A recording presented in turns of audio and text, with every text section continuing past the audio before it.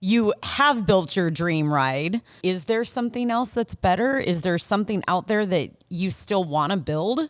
I've always loved speaking of kind of unsuspecting or unexpected cars, the 1970 Mercury Cyclone GTs. Oh. They're so, they're almost ugly, but they're so, to me, they're so badass. Yeah. And I've never seen one with the Monte Carlo treatment. And I have a tendency when I look at the next cars, build is right here. they all kind of have the same treatment of that bare bones interior. Like my Monte Carlo has racing seats, Dynamat for perfect interior, and the dashboard that I built out of aluminum. Nice. I would want to kind of give that the Monte Carlo treatment.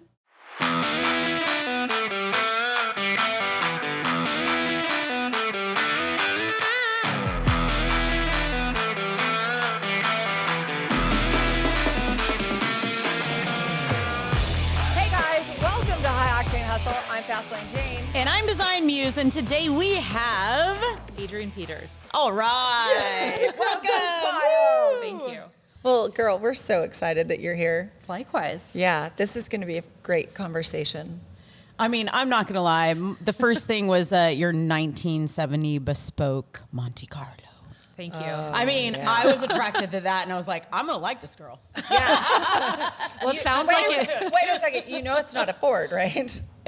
That thing is good looking. Thank you. It's like badass and sexy all at the same time. Yeah, kind of like Adrienne. She's kind of badass. It sounds like it looks. Oh, as well. I love that. Yeah. And what do you do in that car, girl? Well, I don't want to know about that stuff. That's a different show. I was like, that's I drive around unnoticed. It's very low key. Yeah, right. Yeah. But you do a little bit of wheeling, don't you? A little bit of autocross here and there. I haven't autocrossed it. It's actually built for drag racing. However, that's even more fun. I had very lofty goals for that car when I started. Let's go back to the beginning then. Oh yes. gosh, yes. Yeah. It's definitely the most extreme in the line of cars that I've built and worked on growing up. I bought a clean rolling chassis when I was in college. I actually wanted to build a 68 Chevelle originally. This is a silly kind of design obsession that I have as the child of two car designers. The shape of the way the taillights wrapped around the rear quarter panels of the 68 Chevelle's, just those little details that I kind of fall in love with in a car. But I just felt like I wanted to do something a little more unexpected, a little more unusual. So I loved the long, dramatic lines of the 1970 Montes. You really didn't see them anywhere. Yeah. If you did, they were usually in like a lowrider style or fully or kind of original restoration. So I had a vision to create this sinister black on black on black. Yes. I originally wanted to chop the roof down as well. Oh, and I mean, man. with all the curved glass, it would have been a nightmare. But I haven't yet. But wanted to build a bare bones, all blacked out drag car. Oh, that's so sick. So I sat down at the kitchen table one night with my dad, and I'd been thinking about it for ages. And I just kind of described what I envisioned, and he would kind of sketch as we went. I love that. And we did the interior. You were lucky in that way. I mean, I was very lucky. That's Not so lucky cool. enough to get the artistic genes. Got it. Yeah. So Yeah. that's why I'm in marketing. Not a bad place to be. I love it. And you wield that well, so. Thank you. I try. I fall in love with the storytelling, whether it's really other people's stories and the communities that are formed around car culture. But yeah, the Monte Carlo, it was, I back halved it. I kind of did a lot of the body work, as much of the body work, the wiring, the mechanical side, and the metal fabrication as I could. Let's just take that in for a minute. Did all the body work, metal fab? Not all of it. I did as much of it as I could, and I did have a lot of help from really, really talented friends and family But sorry to cut you. No, but I think that doing any of it is amazing. Yeah. Thank you. Obviously. It was very much my first full build. I'd restored a 1978 Chevy Silverado, regular cab, long bed. And were your parents into doing that? Although they drew and they did renderings and stuff, were they into like working on cars like that? Yes, very much so. Okay. Both of them. I grew up in a hot rod family. Yeah. Okay. So it was something I just took to ever since I can remember. And you grew up in Metro Detroit. Okay. Yeah. So that was Very proud to be from That is Detroit. full on Yeah. car culture Yeah. right there. Yeah. Yeah. Love so, that. and I grew up, we can touch on this more later, I think, with the person I'd love to have dinner with. But you might have heard that. Or a cocktail. dinner, cocktail, coffee, all of the above. But I grew up, when my parents would have their designer friends over for dinners or whatever. I love would this. just. I'm like, I have a chill. I want that. Well, I would. I have your designer They friends let me over stay too? up a little later, and I would just sit there and I would listen to these creative visionaries telling Yeah. stories about the people that inspired them and things that they were working on at GM at the time. And I was just so fascinated by the language that they used to describe forms and color and in the places they found inspiration in fashion and fighter jets in architecture. Yeah. So that was kind of some of my first moments of being truly captivated by the automotive industry. And it just kind of. And how old were you at that time? I mean, it's as Under long 10? as I can remember. Under Truly, 10? Like when you started I was paying- probably. I mean, Yeah. I could have been maybe 4 or 5 years old. I know. Oh, my memories She that literally early. Yeah. grew up Yeah. in it. That's Yeah. amazing. That's awesome. Yeah. Oh my gosh. I Yeah. don't even know. I don't know where to go from there, but like, No, but it Wait. is. It's just to be part of. I mean, you were part of the culture. Like it was happening, and like you said, like these Yeah. conversations are happening, and you're just In it's real just time. normal to you. You're like, I don't know anything different. Yeah. That's I mean, crazy. I will say though, like there's having been in and around the culture my whole life, like I still have this like twinkle in my eye for it. There's still such a fascination and a magic to this world. And every year it's like you get to the end of the SEMA show and you're exhausted and you have no voice and you want to sleep for 2 weeks. And it's like, there's every year though, I come back and my first day at the show walking in those doors and like, there's just this contact high from Yeah. the energy that's in that convention center. And it never gets old for me. yeah. I'm with you right there, girl. Yeah. And I hope it never does, but I Totally. like that. Well, and you talk about SEMA. Tell us a little bit more about what you're doing with SEMA. So you don't mind. SEMA is very special to me for many reasons. And as an organization, what it represents, and the stories and communities and industries, companies that have been, cultivated and been part of SEMA.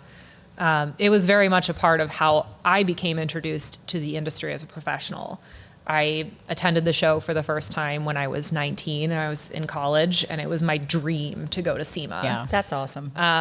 So, and I went and it, met and exceeded all of Right? my expectations. And Yeah. so, I mean, I was up first thing in the morning, and every single day at the show walked every square foot of that convention center. And I talked to everyone, introduced myself, and learned as much as I could about the companies who were part of SEMA and remember companies at SEMA, and learned about what they did and how they did it and what roles they had, what did they look for in new hires. And I'm thinking about graduating in a couple of years, and like I wanted to hit the ground running with a working knowledge of the industry and kind of what the expectations were and just the landscape in general. So moving on from that, when I graduated, I worked for a company called Jack Morton, and they were GM's brand experiential agency of record. So in my role there, I led marketing for Chevy Racing, and I was responsible for several of the mobile event tours and the brand experience events that they had at all of the pro level racing series in the U.S. So everything from NASCAR, IMSA, IndyCar, And one that's very close to my heart is dirt track racing. We were sponsors of Tony Stewart's race team and Eldora Speedway. So my earliest memories are just traveling from track to track 37 weeks out of the year to, some of the most incredible and some of the most remote race tracks in the country. Oh my goodness. Yeah. Learning very quickly, being right in the thick of it. And then that role evolved into, I was entrusted to manage the partnerships and the contract negotiations and sponsorships. And this is right out of college. Yeah, I was in my early 20s doing this, which looking back. How did you know that you wanted to get into marketing or go to college? Like, where did that kind of direct you in that? Because I couldn't way? draw. Okay. Back to that. So I gotta do something else. Yeah. So I couldn't draw, and I gathered that from a very young age. I'm like, I desperately wanted to be a car designer like my parents, and I recognized it, and I'm glad I did at a young age that I didn't go down that path. And I still, they raised me with such a strong sense of design and understanding and appreciation and eye for it, but I just can't put it on paper. And then through college, I worked as a metal fabricator and welder, and did a bit of mechanic work at a shop in Sterling Heights that actually built several of the SEMA builds for GM and auto show properties and things like that. So dang, you are. I know. I love that. She's like totally the real deal. Totally. You're the real deal if you're passionate about the business. Yes. That's to me, you don't mind doing it, getting your hands dirty. No. Yeah. No. I mean, I definitely, I don't wrench as much as I used to, but that's really more of just kind of a time factor. Right. A lot of marketing is done behind the computer and at events. So, but I guess so, backing up, I worked at this shop for a few years, and they were kind enough to lend me some space to work on my Monte Carlo through the end. Cool. But by the time I graduated, I also wanted to own my own custom shop. Okay. I love that. Yeah.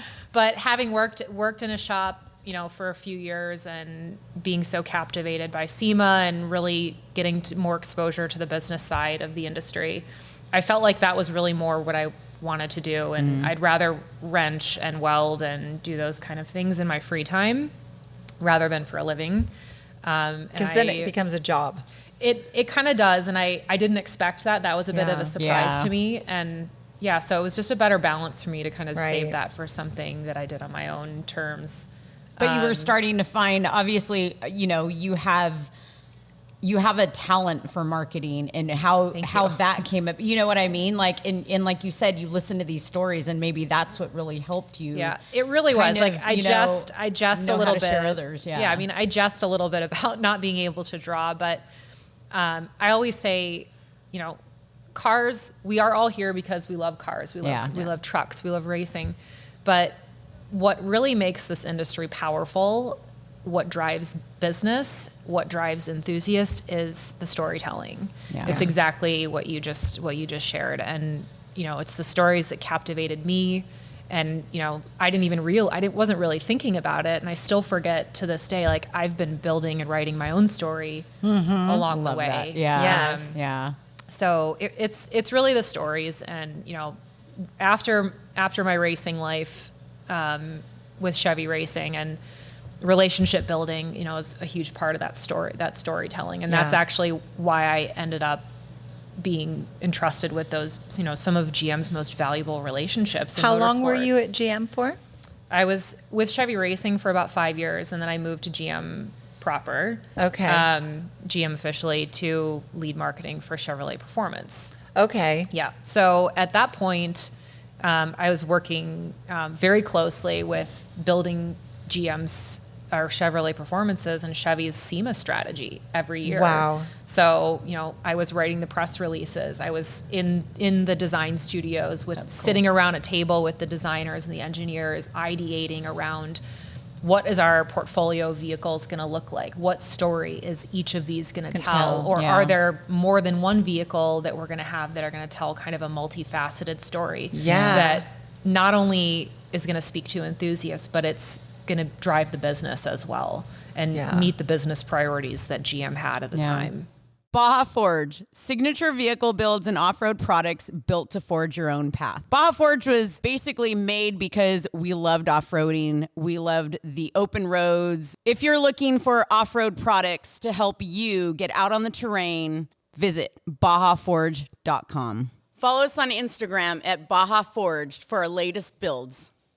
Since 1987, GTS Customs has specialized in resto mod Corvettes.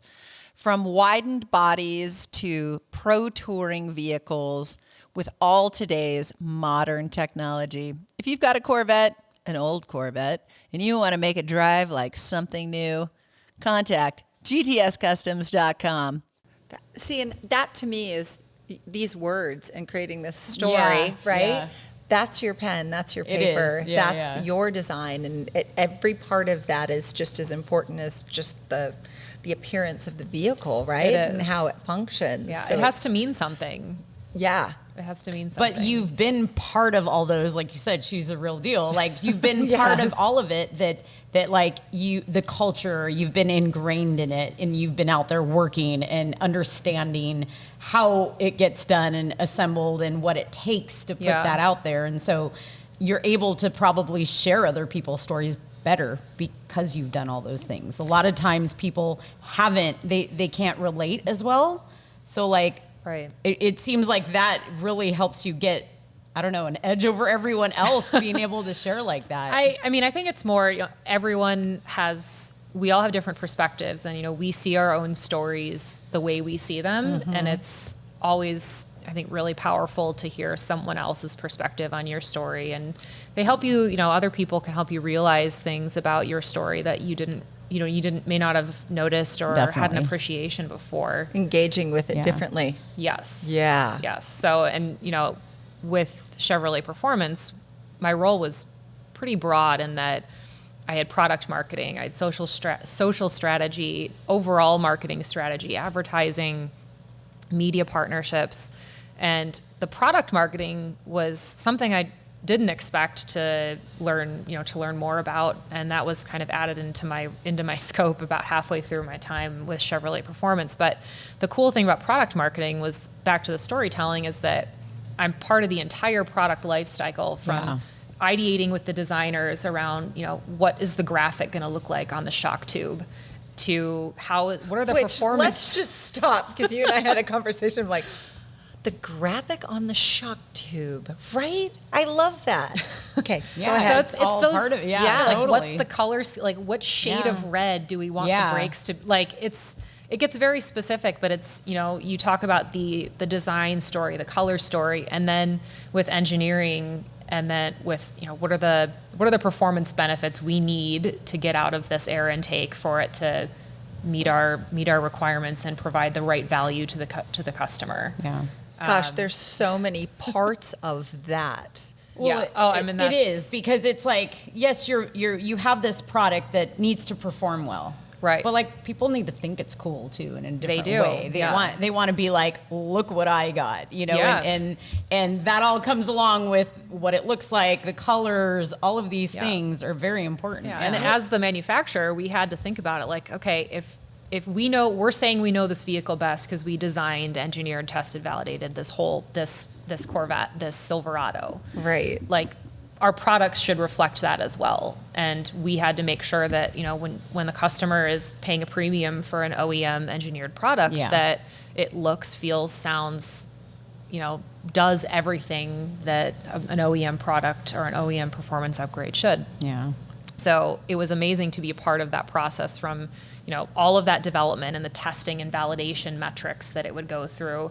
And so all the way up to the product launch and, the storytelling on social and press releases at SEMA, so to speak. But then being part of that process all the way up to the product launch that's all part of the story. So that story became an integral part of, kind of the key messages that we would share about these products, about all the testing and the insane testing and validation that we went through with coatings for brakes and durability, corrosion Yeah. testing Yeah. that all of these products have to go through. I think sometimes people take that for, I mean, I know that Oh, I'm yeah. probably, Take it for granted. yeah, I'm probably one of those people that kind of takes some of this for granted because Right. we see so many times if you're not a builder, if you're not doing something within the industry, you just see the end result. Right. And you care only about what the end result is, right? Right. Oh, it's pretty. Yeah. It works really nice.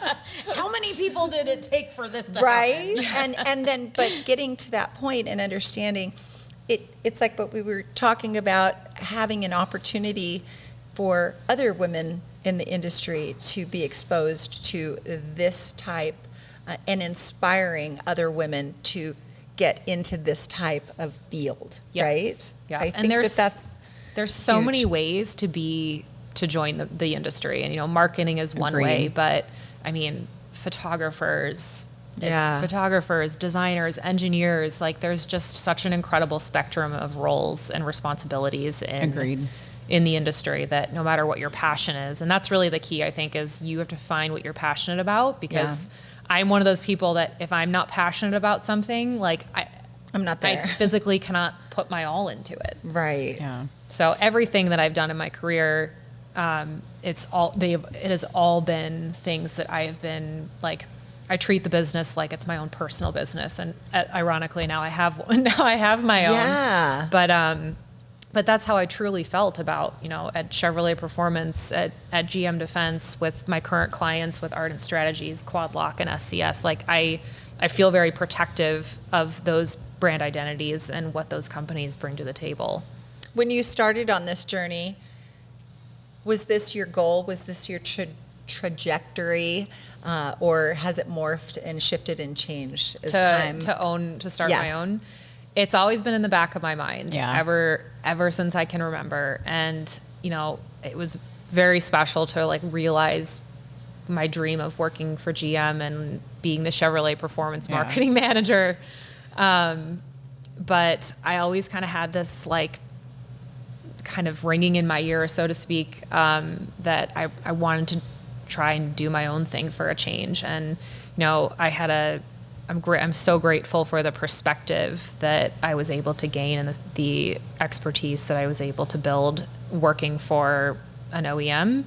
But my vision and my passion was always bigger than what I could do from a position at GM for the industry, which is why, recently this year I attended my first DC rally with SEMA, advocating for all of the, all of the legislative pieces that are threatening our industry, from Yeah. off-road racing, from just your daily driver, choosing Yeah. what kind of powertrain is in your daily driver. Yeah. Right.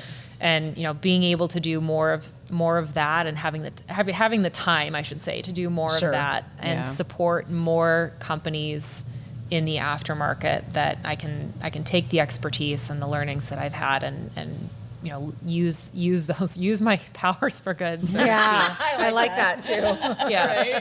High five. Yeah. Use my Definitely. That was good. That's Because, perfect. you could use them for evil. But. So we've talked about marketing and the brand strategy. Now you mentioned industry intelligence.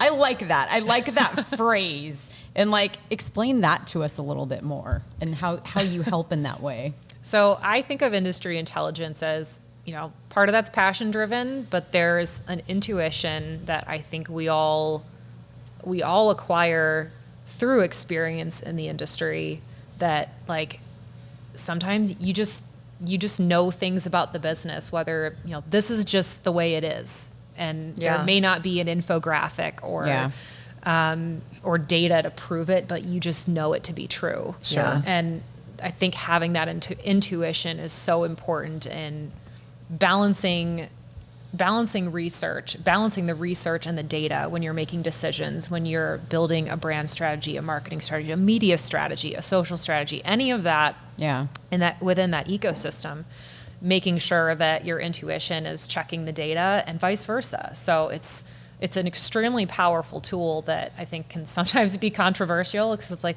show me the chart. Yeah. It's like, I can't show you the chart because Yeah. I just I'm know telling it. you, I'm telling you, just trust me. Trust me on this one. Yeah, and that's not for everyone, but I mean, I worked and we can talk about mentorship as well, because that's another thing that has been an incredibly powerful force throughout my life and my career, is the mentors that I've had the privilege of working with. One of whom is Jim Campbell, who is he's currently one of the VPs at GM over motorsports, accessories, performance parts, and product marketing. And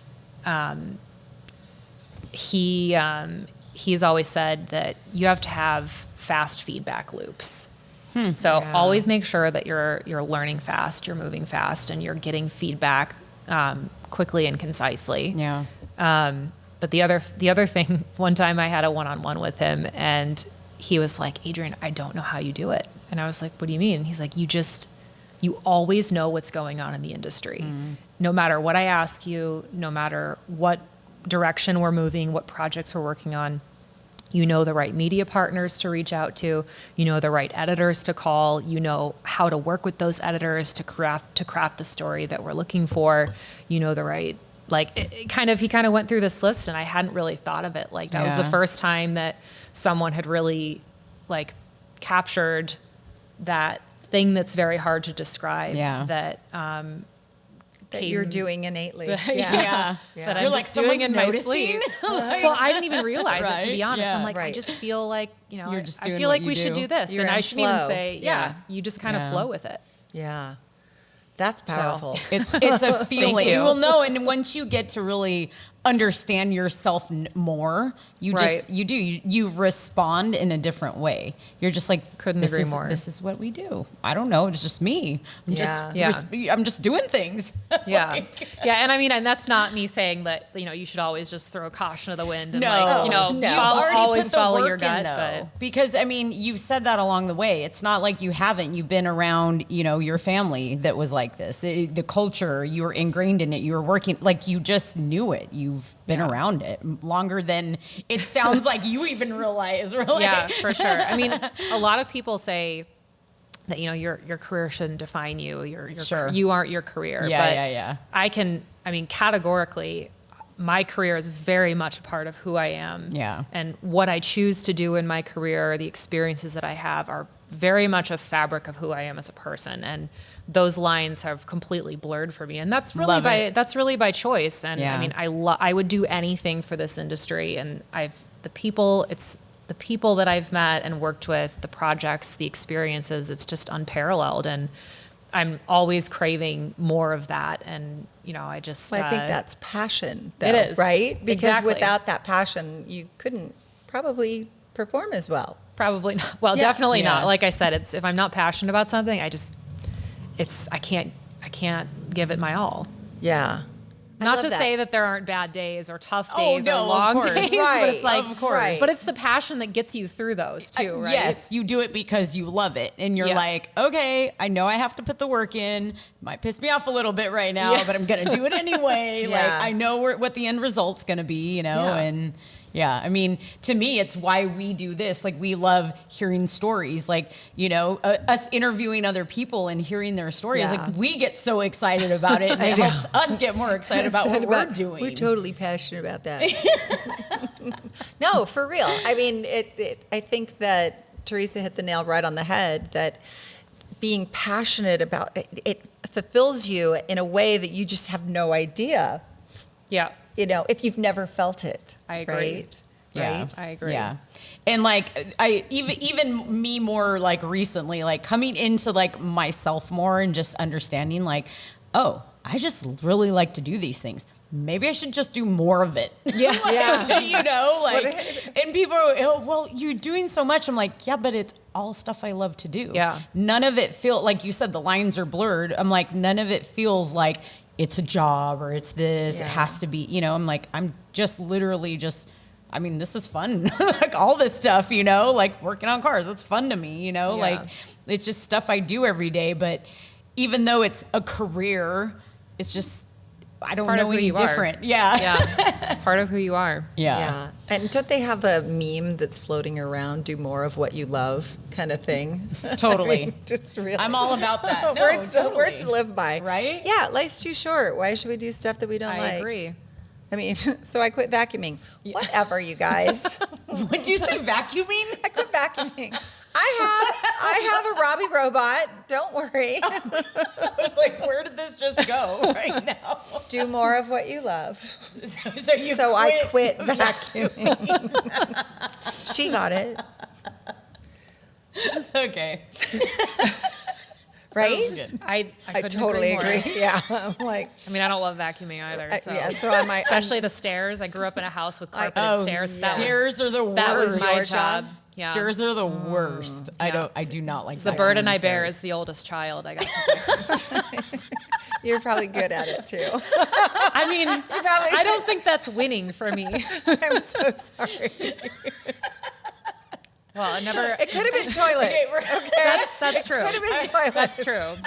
So to heck That with is that. true. So I'd much rather vacuum than clean a toilet. Oh my God. But that was my brother's job. Sorry, but his aim got better.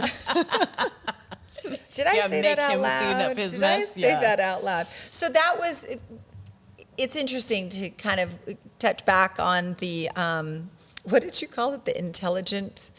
Industry intelligence. Hey, I was both going to heard say, that phrase and we're like, listen, that's what? good. Intelligence strategy. We don't even know what that. Wait, what? I know. That's my and my the LinkedIn intuition. term. Yeah. I Okay. love that though. I So think this is that your that's- coin term, right? I don't. here. Yes. I will not take credit for Okay. it. heard it somewhere. I can't imagine. I can't Sure. think of. I'm sure someone has said it Sure. before me, but Yeah. it just. It makes sense. It came. Yeah. It kind of came to me one Totally. time, and I was just like, I feel like it's a good way to describe something that's tough to describe. Yeah. And do you think that that. having that and the passion and the experience kind of made it not simpler, but an easier transition for you to Ardent? It did, I would say, because it was very easy. I mean, I want to stay in the industry. Yeah. I did. I worked for 2 years. I was with GM Defense, and that kind of came from my work on the off-road racing development program we had at Chevrolet Performance. But as much as exciting and energizing as it was to learn a new industry, there was still just a big part of me that missed my people. Really? Yeah. that. So, my dad told me this when I was very young. He's like, "You're not going to last working for someone else." And I kind of love always had that in my head. Yeah. As I went through my career, I'm like, I don't know what he's talking about. Like, this is great. Like, I love this. Right. And, but I was at a point where I'm like, okay, I'm looking at what I've done in my career and where I'm at in my life. And I felt like it was just the right time to take a shot of it. I can always go back. Always go back. Was there something that was lacking within that industry, or not that industry, within that space that you were feeling missing out on? With working extra long hours? And the hours were plenty someone long in else, you defense mean? as well. No, not starting yeah. with her? Well, no, along the lines of the difference between coming back to what was the catalyst or what catapulted you into the Ardent space and doing for yourself?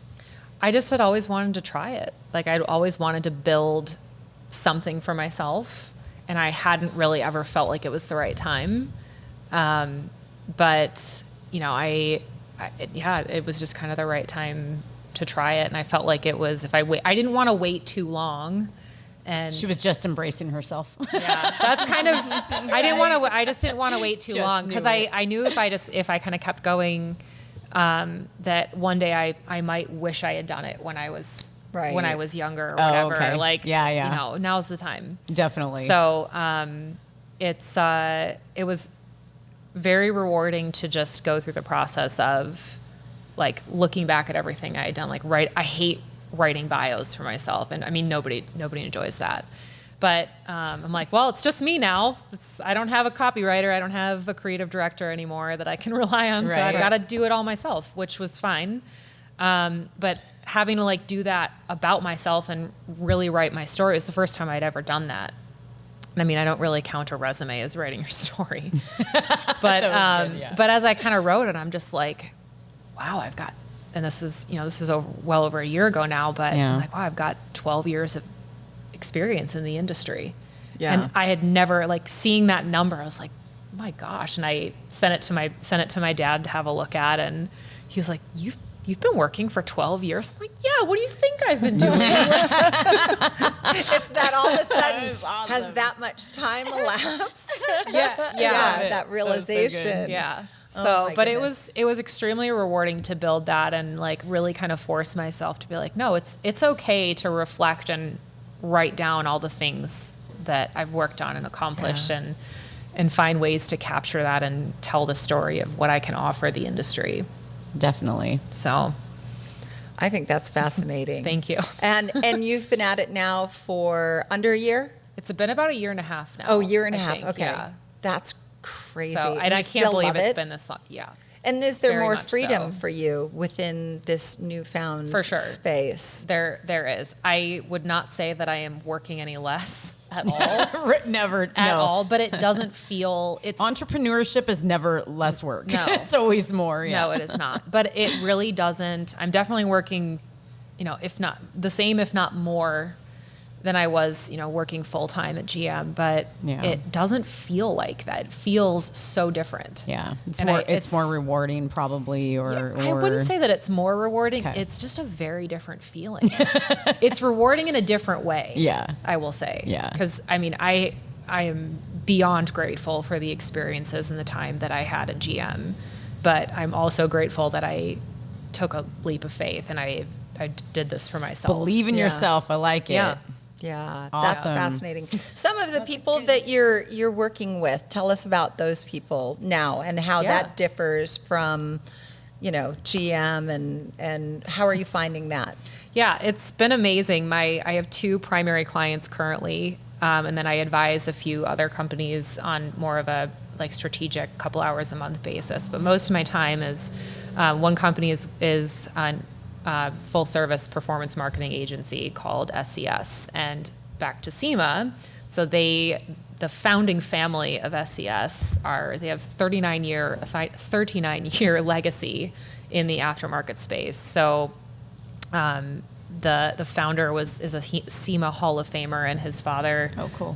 was one of the 12 founding members of SEMA. Oh, wow. And the current CEO is his grandson leading the business. That's cool. James Schieffer. So, and I met James just after SEMA last year, and had never somehow not connected with him at the show before, but I was just captivated by that story and their commitment as an agency to the aftermarket space.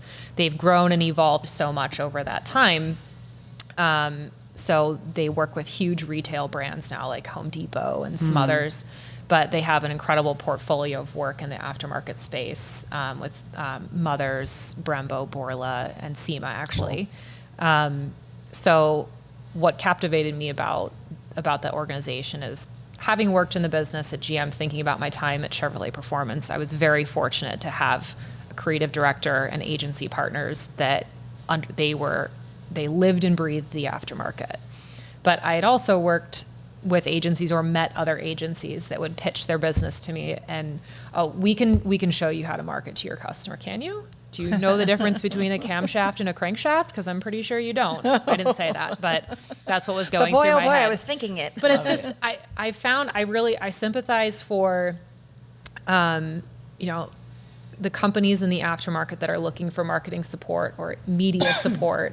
And there are so few agencies out there that really understand this business. And Sure. going back to that industry intelligence, that Right. intuition, Yeah. there's only, and this is my opinion, and it has been my professional experience, so there may be others, there are certainly likely exceptions, but I think it's so important to have that intuition, that passion, that intelligence to properly support, to be as effective and successful of a marketing partner to an aftermarket company. Yeah. You've got to be in it. You've got to live it. You've got to breathe it. You've got I to be agree. passionate about Yeah. it. Now, does every employee need to be a gearhead? No. No. But you have to understand it, and there has to be that experience within your organization. Yeah.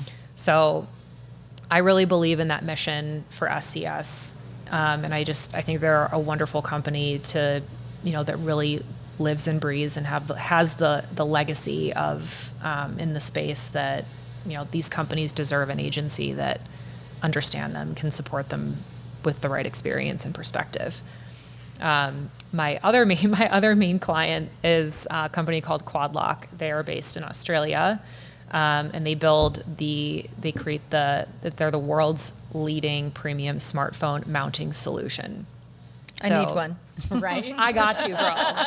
So I need one. I was like, definitely need those. So, and Theresa, you'll probably, I'm sure you'll know Toby Price. Oh, yeah. And Paul Wheel with Team Australia. So they're one of our athlete partners, and they ran a quad lock setup in their trophy truck that just won the Baja 500. Nice. That's rad. Yeah. So Quadlock's system it's a case-based smartphone mounting system. So you buy the case, you buy the mount, and there are accessories that come with it, like wireless charging and some other things. So different types of mounts, suction, vent, dash, and things like that. But they've really made their name originally 10 years ago in the moto space, in the two-wheel space. So if you know someone, or you guys know someone who has a bike or a motorcycle, dirt bike, they very likely know very well who Quadlock is. Yes. Yeah. So that's they're growing very quickly, and we've built an incredible demand in the U.S. Over the past years. And what I love about Quadlock is that they are so committed to supporting enthusiasts, and they understand the power and the power of enthusiasts' passion, and how that can, as a brand, we're all about creating a community that is aspirational, inspirational.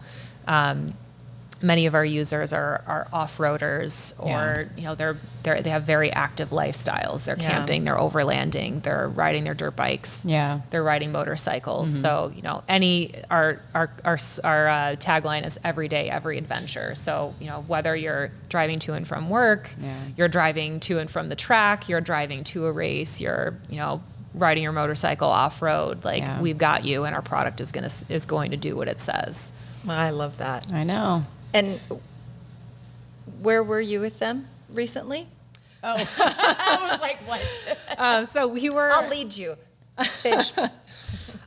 We were just recently at the NASCAR Chicago Street Race. So Shane Van Gisbergen is one of our sponsored athletes with Trackhouse Racing. He is known as the Drift King, and for his incredible domination of street course and NASCAR street circuits and road course circuits. So cool. We had an epic win with his car in the Xfinity Series on the Saturday. That's so rad. And he and Kyle Larson went at it, and that made the race so exciting to watch on the road course. And he came out victorious on that. So love it. One of the one of the most special parts of that weekend, or surprising, I should say, was my former colleagues from GM and Chevy Racing were all there, and we're all up on the podium together. That's so incredible. Which was wild. And, so running into Jim Campbell and some of the other people that I used to work with there, it was just a kind of a wild full circle moment. I told Jim, doing your own thing. Huh? Yeah. And I was That's cool. they were so excited, and it was nice to kind of see that. And I told Jim, I'm like, it's so weird being here not wearing a black gold bow tie polo shirt, wearing my Team Chevy polo shirt. Right. Yeah.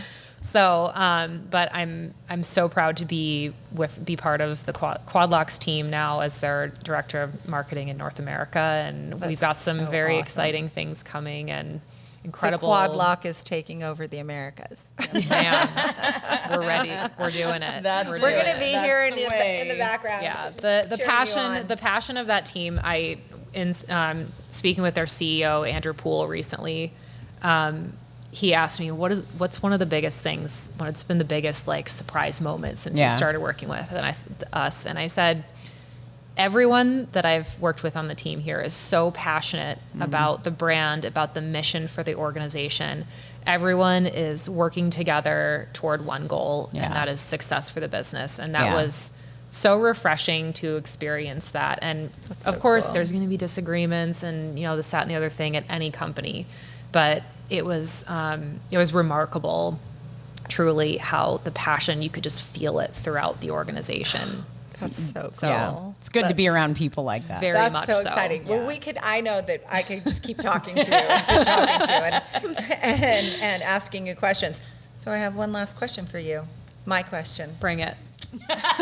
She's ready for this. She's like, I know this question. Not even catching I her know off this guard, question. I know. No. Okay, alive or dead, who you'd like to have a cocktail, a coffee, a conversation with? Well, as someone who loves Negronis and truffle fries, Okay. It'll be those. well, I don't know if they had truffle fries back in the 40s and 50s and 60s, but I would have. There's so many incredible luminaries out there, but I would have to say, kind of going back to my earliest inspirations for the industry, and say Harley Earl. Oh, wow. Very cool. Yeah. So Yeah. you know What would you ask? Oh my gosh, I would just want You can him to only talk have- to me. Okay, just Like, set it up that way. Because I'm fascinated by, at the time when he was leading design for General Motors, and I'm sure this is controversial, he's been kind of known as like the first design executive, and I believe he was the first vice president from design to be a vice president, the first designer to become a vice president at GM. And during his time there, he's credited with leading Cadillac into their giant fin era with inspiration from warplanes and some of the most memorable post-war vehicles and design themes. The Corvette, the iconic muscle cars of the 60s, and the mindset behind the art and inspiration and the drama and the expression of Right. cars back then. And I think we're starting to get back to that in the modern days Yes. today. But there's something so optimistic and whimsical. I like and that. just I know. unbridled Right, about design right. back then. Yeah. So I would love to just dig into like kind of how he saw the world and what were the conversations like that inspired the tail fins and the Buick Y Job and the first Corvette and the iconic muscle cars of the 60s. Yeah. So Sounds like this would be a that's, long conversation. You can have take a weekend. Good one. A good one. That's awesome. Yeah, And then thank leading you. off of that, I mean, I feel like you have built your dream ride, but I mean, is there something else that's better? Is there something out there that you still want to build? I mean, because I'm guessing that's kind of, I mean.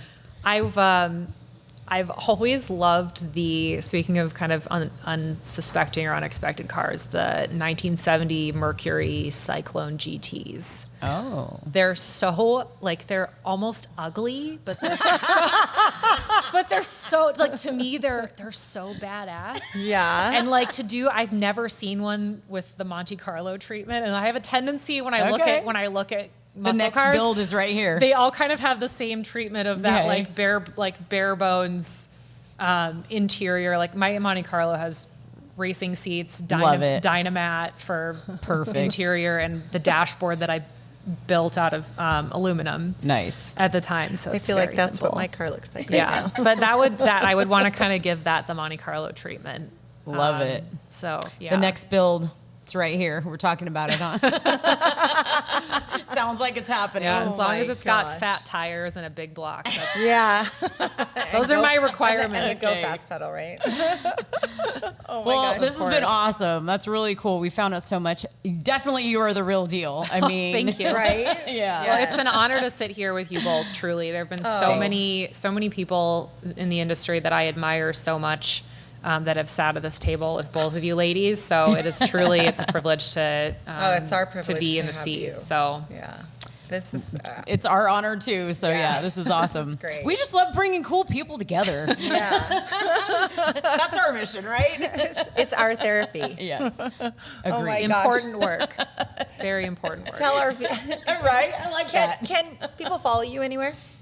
They can. My Instagram is private because I don't know. It doesn't really need She to doesn't be, want but you. She doesn't want you to follow her. I just don't like post on it. If you follow me on Instagram, you're gonna get a few things. You're gonna get like loud engine sounds from, you're going to get trophy trucks. Okay. You're going to get, Who doesn't you're love going to get the that? weekly results for Oscar Piastri in Formula One. Okay, as one I'm of- in on that. Yeah, and you're Oh gonna my get God. you're gonna get Shane Van Gisbergen's results. Oh, like, yes. So it's I love really this. just like kind of the same Very things. selective. I think mean- that's very high octane. Yeah, totally. thank So, you. Yes. But how do they find you? So What's your handle, baby? it's Adrian, website, It's Adrian whatever. _Peters at on Instagram, but people will find me Website. with my name. My website is ardent-strategies.com. There you go. Love it. That's what she wants people to go to. Yes. Yes. Like it, follow it, subscribe for her newsletter, whatever she offers, just take it. Oh my gosh, you guys, thank you so much for tuning in to High Octane Hustle. I'm Fastlane Jane. And I'm Design Muse, and today we had. Adrienne Peters. Thank you. Thank you so much. Please like and subscribe, and till the next time.